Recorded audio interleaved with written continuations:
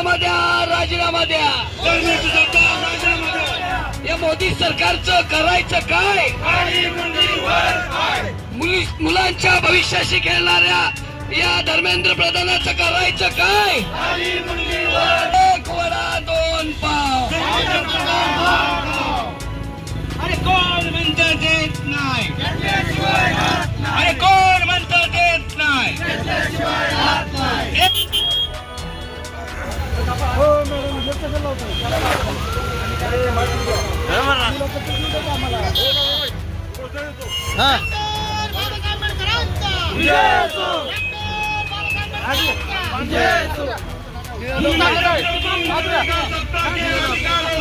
चप्पा चप्पा गूंज उठेगा जय भीम के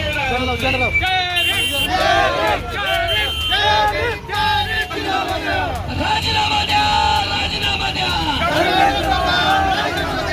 अरे नरेंद्र मोदींचं करायचं काय? या धर्मेंद्र प्रधानचं करायचं काय? आणि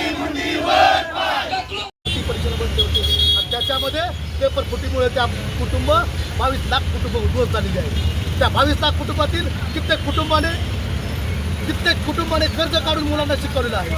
कर्ज काढून लोकांच्या पोरांच्या फी भरलेल्या आहेत क्लासेसच्या, आणि तीच विद्यार्थ्यांचा पेपर फुटतो आणि वर्ष वाया जातं. आणि त्यानंतर काही मुलं एक अपयश पचवू शकत नाहीत आणि त्यानंतर ते मुलं नैराश्याच्या भावनेतून आत्महत्या करतात. आणि आत्महत्या केलेल्या 22 ते 25 आमचे तरुण मरण पावतात.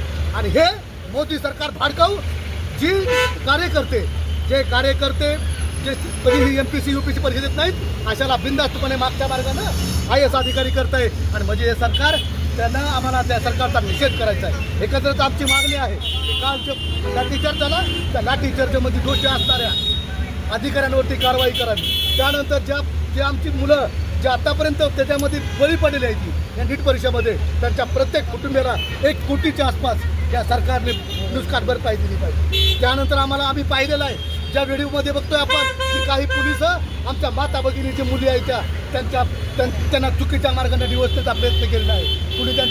कुणी त्यांच्या छातीवरती दवडतंय तर कुणी त्यांच्या बॅकवरती.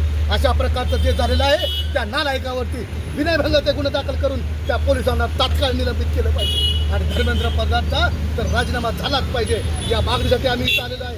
आणि यानंतर जर मागण्या आमच्या मान्य होत नसतील तर येणाऱ्या काळामध्ये आता इथला तरुण स्वस्थ बसणार नाही. आणि तसेच आमचा जो समाज संविधान प्रेमी आहे, आंबेडकरवादी आहे, तो सुद्धा स्वस्थ बसणार नाही.